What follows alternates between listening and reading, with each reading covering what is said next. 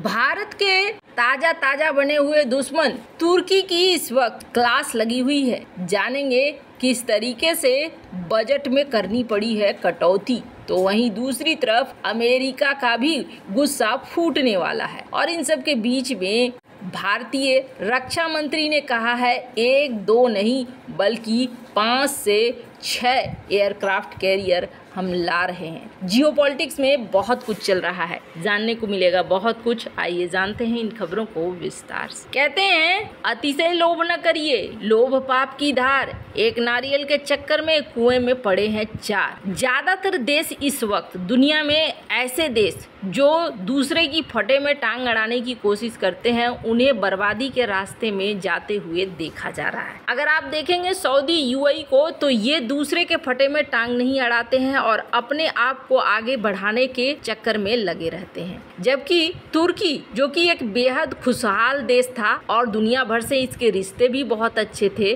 Erdogan की नीतियों ने तुर्की को बहुत बड़े गड्ढे में डालना शुरू कर दिया है। अब गाजा पट्टी से इजरायली सेना को कुछ गुप्त दस्तावेज मिले हैं, जिसके बाद ये माना जा रहा है कि हमास तुर्की में एक सीक्रेट मिलिट्री बेस स्थापित करने की तैयारी कर रहा है। हमास का लक्ष्य है इस बेस का इस्तेमाल कर नाटो सदस्य देशों में इजरायली ठिकानों के खिलाफ हमला करना। जो डॉक्यूमेंट्स मिले हैं उसमें लिखा हुआ है तुर्की में एक बेस स्थापित करना है। इसे हमास के शीर्ष अधिकारी हमजा अबू सनाब के घर पर खोजा गया था और पिछले दशक में गाजा पट्टी पर दबाव बनाने के लिए इजराइल के जो कोशिशें थी उसका पूरा वर्णन किया गया था। अबू सनाब हमास के सबसे बड़े नेता याहवा सिनवार का चीफ ऑफ स्टाफ है। द टाइम्स के अनुसार कहा जा रहा है कि सैन्य केंद्र स्थापित करने के लिए एक बड़े प्रयास के साथ कार्य करने के अलावा कोई विकल्प नहीं है जो विशेष अभियानों के आधार पर होगा। साधारण भाषा में समझिए कि यहाँ पर मिलिट्री सेल और सेफ हाउस आगे के 3 सालों में हमास तैयार करना चाहता है कई देशों में, यानी हमास अपना फुटप्रिंट बढ़ाना चाहता है। इस समूह को उम्मीद थी कि इससे हमला करने और भी एक्शन लेने में उन्हें ज्यादा आसानी होगी। अलग अलग जगहों पर ये अपना बेस बना लेंगे तो मोसाद के अधिकारी, कमांडर, इन सबको ये निशाना बना सकेंगे। और हमास की जो मोस्ट वांटेड लिस्ट है, कथित तौर पर उनमें इनके नंबर्स आगे पीछे हैं, मतलब कि इजराइल के इन अधिकारियों को ये ऊपर पहुंचाना चाहते हैं। पर अब तक हमास को तुर्की के अर्दोगन नहीं मानते हैं एक आतंकवादी संगठन और तुर्की में खुलेआम घूमते हैं हमास के आतंकी। अर्दोगन से खुलेआम मिलते हैं, फोटो खिंचवाते हैं, फोटो डालते हैं। ये चीज अमेरिका को बिल्कुल भी पसंद नहीं आएगा और तुर्की के लिए ये एक बहुत बड़ी समस्या आने वाले समय में बनने वाली है। इजराइल और अमेरिका दोनों के लिए ये परेशानी का एक बहुत बड़ा कारण है। तो तुर्की के लिए सबसे बड़ी समस्या है और सबसे अजीब बात है, दुनिया में इतने बड़े बड़े बदलाव हो रहे हैं लेकिन तुर्की जैसे देश समझने की कोशिश नहीं करते हैं या पाकिस्तान जैसे देश समझने की कोशिश नहीं करते हैं। स्क्रीन पे एक आर्टिकल देखिए। तुर्की की इकोनॉमी की हालात ऐसे हैं कि तुर्की को आने वाले 3 सालों के लिए अपने बजट को कम करना पड़ रहा है। क्यों बजट को कम करना पड़ रहा है? क्योंकि महंगाई पहुंच गई है 70 के पार और इसके बावजूद तुर्की ये सारी चीजें करने को तैयार हो रहा है। अब इसका क्या मतलब है? इसका मतलब ये है कि आप अपने देश को अपने ही हाथों गड्ढे में फेंकना चाहते हो। एक तो अर्दोगन की इकोनॉमिक पॉलिसी ये सबसे बड़ा ब्लंडर साबित हुई। चुनाव जीतने के लिए अर्दोगन ने एक फंडा निकाला था और क्या फंडा निकाला था? न्यूनतम मजदूरी को बढ़ा देंगे। तब बेहद आम लोग भी ये कह रहे थे कि तुर्की के अर्दोगन ने जो ये मजदूरी बढ़ाने की बात कही है ना, ये सबसे खतरनाक काम करा है इन्होंने, क्योंकि ये आगे चलकर तुर्की के गले का फंदा बनने वाला है। अब मजदूरी बढ़ाने का क्या मतलब है? मजदूरी बढ़ाने का मतलब है कि इन्होंने लोगों की खरीदने की शक्ति को बढ़ाने के लिए उनके वेतन को डबल कर दिया। अब एक कॉफी 10 रुपए की आती है और उसे बनाने वाला पहले अगर 1000 रुपए महीने के सैलरी पाता था तो उसे डबल कर दिया गया।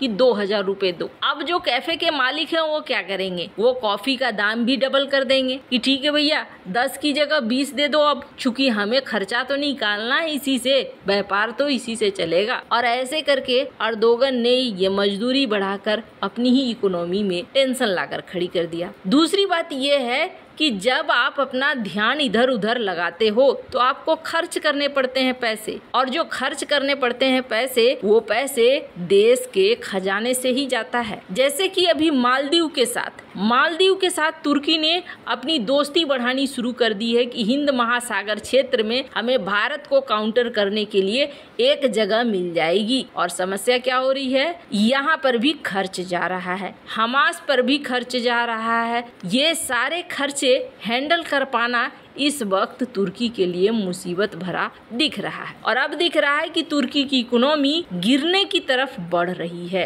हालांकि इस बार जो लोकल चुनाव हुए थे उसमें अर्दोगन का प्रदर्शन बहुत खराब रहा है और इसके विपक्षी पार्टी का प्रदर्शन बहुत ही सही रहा है। ऐसे में माना जा रहा है अर्दोगन की कुर्सी डगमगा रही है। जहां एक तरफ ये सब कुछ हो रहा है, वहीं दूसरी तरफ भारत के रक्षा मंत्री ने एक बड़ा ऐलान किया है। और भारत के रक्षा मंत्री ने ये कहा है कि आने वाले समय में हम एयरक्राफ्ट कैरियर्स की संख्या बहुत तेजी से बढ़ा रहे हैं, और जो एयरक्राफ्ट हैं ये अब 3 तक ही नहीं रहेंगे, हम यहाँ पर 6 तक बढ़ेंगे, इससे भी आगे जा सकते हैं। अब मामला क्या है, तीसरे एयरक्राफ्ट कैरियर पर जल्दी ही काम शुरू हो रहा है, ये कहा गया है भारत के रक्षा मंत्री के द्वारा। अब जरा आंकड़ों को देखेंगे तो अमेरिका में 11 एयरक्राफ्ट कैरियर हैं, चाइना के पास अब 3 हो गए, पहले चाइना के पास भी 2 थे, यूके के पास भी 2 थे, जापान के पास भी 2 थे, भारत के पास भी 2 थे, सब कुछ बैलेंस होकर चल रहा था। पर चाइना के पास अब आ गए हैं 3। एक नया फुजियान को लॉन्च किया गया है। हालांकि फुजियान को लेकर एक सबसे बड़ी समस्या ये है कि ये न्यूक्लियर पावर्ड नहीं है।